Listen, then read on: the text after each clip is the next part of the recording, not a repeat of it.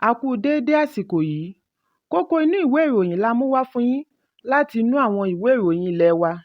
Orúkọ tèmi ni Ọmọgbémisọ́lá Ọmọalọ́gọ̀madẹ. Àjọ ActionAid Nigeria ti bu ẹnu àtẹ́ lu bí wọ́n ṣe ti iléeṣẹ́ amóhùnmáwòrán African Independent Television (AIT) àti asọ̀rọ̀mágbèsì Raypower FM tí ó wà ní ìlú Port Harcourt pa. Wọ́n ṣe àpèjúwe ìgbésẹ̀ yìí gẹ́gẹ́ bí èyí tí kò lẹ́tọ̀ọ́ tí ó tún ní oró nínú. Wọ́n ní ìgbésẹ̀ tí àwọn amójú ẹ̀rọ gbé láti ọ̀dọ̀ ìjọba ìpínlẹ̀ pẹ̀lú àwọn òṣìṣẹ́ aláàbò jẹ́ èyí tí ó tẹ ẹ̀tọ́ òmìnira ọ̀rọ̀ fún àwọn akọ̀ròyìn àti ìtàpá sí òfin. Nínú àtẹ̀jáde àjọ yìí tí adarí orílẹ̀-èdè Andrew Mamedu bu ọwọ́ lù ni wọ́n ti sọ wípé bíba ohun èlò jẹ́, yíyọ afẹ́fẹ́ ìbánisọ̀rọ̀ àti lílo ọkọ̀ láti fi bí ojúlówó ohun èlò agbóhùnsáfẹ́fẹ́ iléeṣẹ́ DAR Communication PLC wò kì í ṣe wípé ó tàpá sí òfin nìkan, ó tún gba ọ̀nà àtijẹ lọ́wọ́ ọ̀pọ̀lọpọ̀ tí ó ń tipasẹ̀ iléeṣẹ́ yìí rí ọwọ́ mú lọ sẹ́nu lójoojúmọ́. Wọ́n ní ìjà ilẹ̀ láàrin iléeṣẹ́ yìí àti ìjọba ìpínlẹ̀ ni ó fa sábàbí. Bí ó tilẹ̀ jẹ́ wípé ọ̀rọ̀ náà ti wà ní ilé-ẹjọ́ tí wọ́n sì ní ìrètí wípé àsọyépọ̀ yìí yóò wáyé, àjọ ActionAid ké sí ìjọba ìpínlẹ̀ láti tẹ̀lé ìlànà òfin kí ó sì bọ̀wọ̀ fún àgbékalẹ̀ òfin, yẹ̀bá kúrò nínú ìgbésẹ̀ títí ìdájọ́ yóò fi parí. Bákan náà ni wọ́n rọ ìjọba láti fi ààyè gba ọ̀rọ̀ àjọsọ láàrin iléeṣẹ́ DAR Communication pẹ̀lú àwọn tí ọ̀rọ̀ kàn kí ìgbésẹ̀ ìrọ̀rùn lè wáyé. Ẹ̀kúnrẹ́rẹ́ ìròyìn yìí wà nínú ìwé ìròyìn The Guardian tó jáde lónìí. Ìjọba àpapọ̀ ti rọ àjọ òṣìṣẹ́ Nigeria Labour Congress (NLC) láti fagilé ìyanṣẹ́lódì ọlọ́jọ́ méjì oníkìlọ̀. Mínísítà fún Iṣẹ́ àti Ìgbanisíṣẹ́ Simon Lalong ni ó rawọ́ ẹ̀bẹ̀ yìí lónìí ní ìlú Àbújá.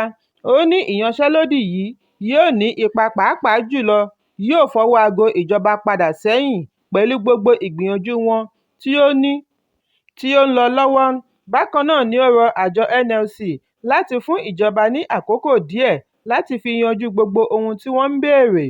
Ó fi dá àwọn òṣìṣẹ́ lójú wípé ìjọba àpapọ̀ kò ní fi ọwọ́ yẹpẹrẹ mú ọ̀rọ̀ òṣìṣẹ́.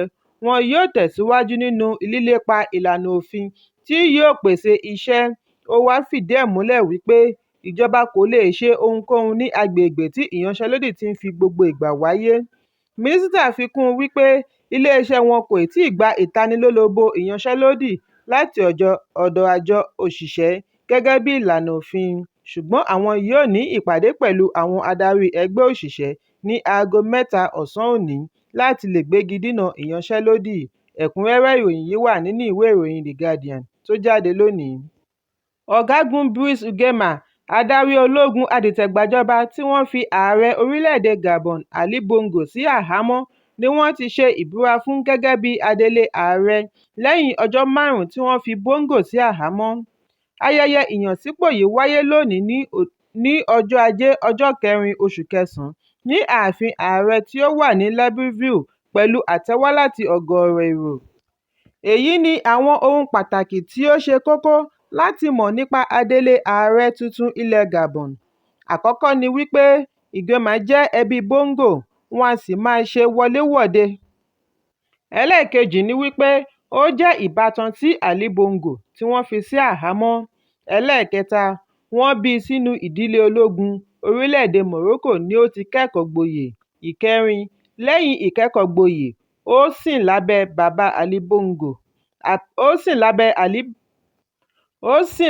bàbá Ali Bongo, Umar Bongo, gẹ́gẹ́ bí amúgbálẹ́gbẹ̀ẹ́ láti ọdún 1967 sí 2009. Ẹlẹ́ẹ̀karùn-ún, wọ́n ṣe àfisùn wípé iṣẹ́ Uguema ń jó àjórẹ̀yìn lẹ́yìn tí Ali Bongo di ààrẹ bí wọ́n ṣe rán lọ ilẹ̀ òkèèrè láti lọ ṣe aṣojú Gabon ní Morocco, lẹ́yìn náà Senegal gẹ́gẹ́ bí ológun àsopọ̀. Lẹ́yìn tí Ali Bongo gba agbára, wọ́n fi ẹ̀sùn kan Uguema wípé ó lọ́wọ́ nínú ìgbìyànjú àti dìtẹ̀gbàjọba tí ológun mìíràn gbèrò rẹ̀ ní ọdún 2009. Wọ́n gbé ìgbẹ́jọ́ kalẹ̀ ní Libreville bí ó tilẹ̀ jẹ́ wípé wọn kò lè fìdí ọ̀rọ̀ yìí múlẹ̀. Wọ́n rọ̀ ọ́ lóyè kí wọ́n tó rán an lọ ṣe àjèjì Gabon ní ilẹ̀ Senegal gẹ́gẹ́ bí ológun àsopọ̀. ṣùgbọ́n a gbọ́ wípé inú rẹ̀ kò dùn sí eléyìí. Lẹ́yìn ọdún mẹ́wàá nígbà tí Ali Bongo ní àrùn rọpárọsẹ̀ ni wọ́n pe Ugema padà láti wá sìn gẹ́gẹ́ bí olórí àwọn ẹ̀ṣọ́ ìjọba. Ipò rẹ̀ ti ga sí i ní gbogbo ìgbà náà gẹ́gẹ́ bí ọ̀gá ológun. Ní ọdún 2020 ni àjọ tó ń gbógun ti ìwà ìbàjẹ́ àti ọ̀daràn Organized Crime and Corruption fi ẹ̀sùn kan Ugeme wípé ó ní ohun ìní tí iye rẹ̀ lé ní mílíọ̀nù kan dọ́là ní orílẹ̀-èdè United States. Pẹ̀lú gbogbo àfisùn yìí, Ugeme kò yinṣẹ̀ gẹ́gẹ́ bí olórí ẹ̀ṣọ́ aláàbò fún Bongo. Ẹ̀kúnrẹ́rẹ́ ìròyìn yìí wà nínú ìwé ìròyìn The Nation tó jáde lónìí. Gómìnà ìpínlẹ̀ Èkó Babájídé Sanwó-Olú ti fi àkọọ́lẹ̀ orúkọ àwọn alábàáṣiṣẹ́pọ̀ rẹ̀ kejì ránṣẹ́ sí ilé ìgbìmọ̀ ìpínlẹ̀. Kọmíṣánná àná fún lórí ìlera akàwé-gboyè Akin Àbáyọ̀mí àti kọmíṣánná àná fún ìròyìn ní ìpínlẹ̀ Olúgbénga Ọmọ́tọ́ṣọ̀ wà lára orúkọ tuntun yìí. Lára àwọn tí orúkọ wọn jáde láti rí Dókítà Afọlábí Abíọ́dún Tajudeen, Olúwaṣeun Oríyọmí Ọ̀ṣíyẹmí, akàwé-gboyè Akínọlá Emmanuel Àbáyọ̀mí, onímọ̀ ẹ̀rọ Ọlálérè Odúṣọ̀tẹ̀, Akínyẹmí Bánkọ́lé Ajígbọ́tafẹ́, Samuel Egùgbè, Ọ̀nàrẹ́bù Tọ́lání Súlè Àkìbù àti bẹ́ẹ̀ bẹ́ẹ̀ lọ. Ẹ̀kúnrẹ́rẹ́ ìròyìn yìí wà nínú ìwé ìròyìn The Nation tó jáde lónìí. Ilé-ìwé ìjọba àti aládàáni ní agbègbè Àlímọ̀ṣọ́, Agége àti Ìkẹjà ní iléèwé wọn kò kún tó bí àwọn akẹ́kọ̀ọ́ ṣe padà sẹ́nu ìkẹ́kọ̀ọ́ lẹ́yìn ìsinmi ọlọ́jọ́ gbọgbọrọ. Akọ̀ròyìn iléeṣẹ́ ìròyìn News Agency of Nigeria (NAN) tí ó ṣe àbẹ̀wò sí àwọn iléèwé ṣe àkíyèsí wípé ìwọ̀nba akẹ́kọ̀ọ́ ni ó wá sí iléèwé, bákan náà ni ìwọ̀nba òbí ni ó wá já ọmọ jù sílẹ̀ sí iléèwé. Lára àwọn iléèwé tí wọ́n ṣe àbẹ̀wò sí láti rí Àlímọ̀ṣọ́ Junior and Senior High School, African Nursery and Primary School, Ralph Arẹ́gbẹ́ṣọlá Primary School, Ìkẹjà High School, Pentaview Montessori School, Chris Bethel College àti bẹ́ẹ̀ bẹ́ẹ̀ lọ. Ọ̀gá àgbà àti akẹ́kọ̀ọ́ iléèwé ìjọba taari akọ̀ròyìn NAN sí iléeṣẹ́ ètò ẹ̀kọ́ ìpínlẹ̀ Èkó fún ìwádìí bí wọ́n ṣe kọ̀ láti bá akọ̀ròyìn sọ̀rọ̀. Bákan náà ni àwọn olórí iléèwé aládàáni mìíràn kọ̀ láti fèsì sí ìbéèrè àwọn akọ̀ròyìn. Ọmọ ẹgbẹ́ àjọ olùkọ́ Nigerian Union of Teachers (NUT) ẹ̀ka ìpínlẹ̀ Èkó Akintoye Hasan náà fìdí ẹ̀ múlẹ̀ wípé akẹ́kọ̀ọ́ kò wọ́pọ̀ ní iléèwé méjèèjì tí òun ṣe àbẹ̀wò sí. Ó ní ìdí pàtàkì ni òun ṣàkíyèsí wípé ó fa èyí. Àkọ́kọ́ ni ìpínlẹ̀ Èkó nìkan ni ó ti wọlé iléèwé padà. Àwọn ìpínlẹ̀ tó kù tí wọ́n jọ gba ìsinmi ní ọjọ́ kan náà kò tíì wọlé títí di ọjọ́ 18. Ó wáá rọ àwọn olùkọ́ láti má ṣe yẹsẹ̀ nínú ìgbìyànjú wọn lórí àwọn akẹ́kọ̀ọ́. Ẹ̀kúnrẹ́rẹ́ ìròyìn yìí wà nínú ìwé ìròyìn The Nation tó jáde lónìí.